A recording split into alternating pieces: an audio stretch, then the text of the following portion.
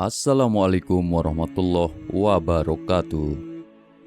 Sahabat beriman, alam kubur menjadi tempat bagi manusia untuk menanti datangnya hari kiamat. Selama di alam kubur, ada sejumlah golongan tertentu yang akan merasakan siksa kubur sesuai kehendak Allah Subhanahu wa taala. Menurut hadis yang berasal dari Aisyah radhiyallahu anhu, siksa kubur terjadi pada orang kafir dan munafik. Aisyah radhiyallahu anhu menceritakan ada seorang wanita Yahudi datang kepadanya lalu menuturkan tentang siksa kubur. Kemudian wanita Yahudi itu berkata, "Semoga Allah melindungimu dari siksa kubur." Lalu Aisyah radhiyallahu anhu menanyakan hal tersebut kepada Rasulullah sallallahu alaihi wasallam. Kemudian beliau menjawab, "Ya, siksa kubur itu adalah benar adanya. Orang-orang kafir dan munafik akan disiksa dalam kubur mereka dengan siksaan yang dapat didengar oleh binatang."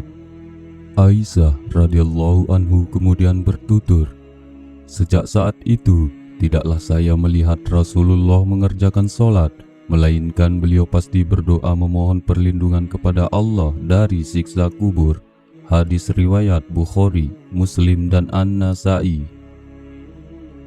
Lantas, apakah siksa kubur akan terus dilakukan sampai datangnya hari kiamat? Sahabat beriman, simak penjelasannya di video ini sampai habis. Sampai kapan siksa kubur berlangsung? Ibnu Qayyim al-Jauziyah menjelaskan hal ini dalam salah satu kitabnya berjudul Ar-Ruh li Ibnil Qayyim. Menurutnya, ada dua pendapat mengenai lama siksa kubur, yakni sebagai berikut.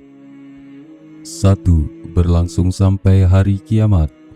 Pendapat yang pertama menjelaskan bahwa siksa kubur akan berlangsung sampai malaikat Israfil meniup sangkakala untuk kedua kalinya, yang berarti saat manusia yang telah mati dibangkitkan kembali.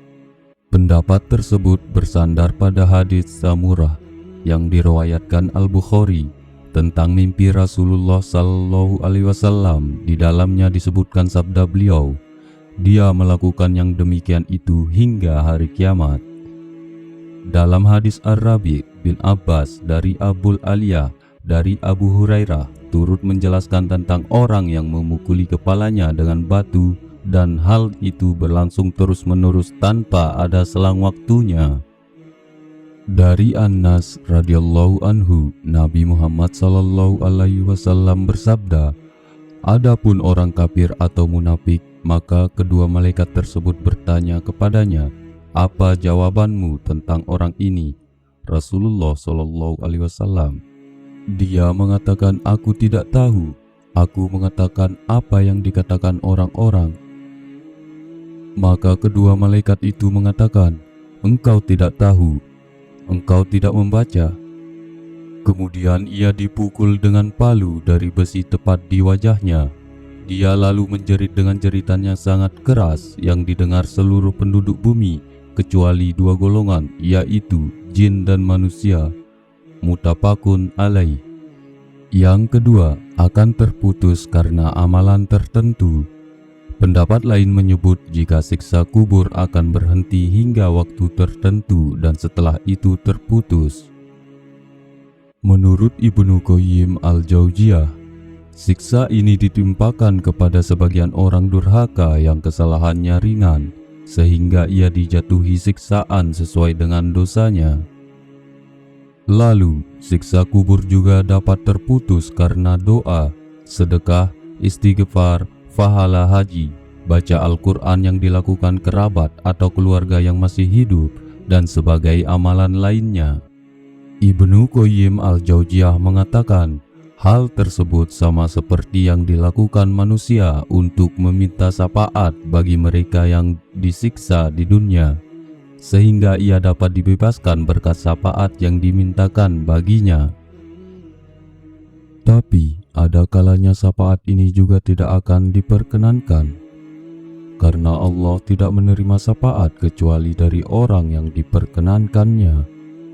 Allah lah yang memperkenankan bagi seorang untuk memintakan syafaat orang lain. Itu pun jika Allah berkenan merahmati orang yang dimintakan syafaat. Kata Ibnu Qayyim al-Jauziyah seperti diterjemahkan oleh Katur Suhardi. Terdapat suatu riwayat yang menguatkan pendapat Ibnu Qayyim al-Jauziyah, yaitu dari Ammar bin Jarir. Ia berkata, jika seorang hamba berdoa bagi saudaranya yang sudah meninggal, maka ada seorang malaikat yang menemuinya di dalam kuburnya, seraya berkata, wahai penghuni kubur yang terasing, ini ada hadiah dari saudaramu. Sahabat beriman, semoga kita semua dijauhkan dari siksa kubur. Amin, amin, ya robbal alamin. Wallahu a'lam bisawab. Assalamualaikum warahmatullahi wabarakatuh.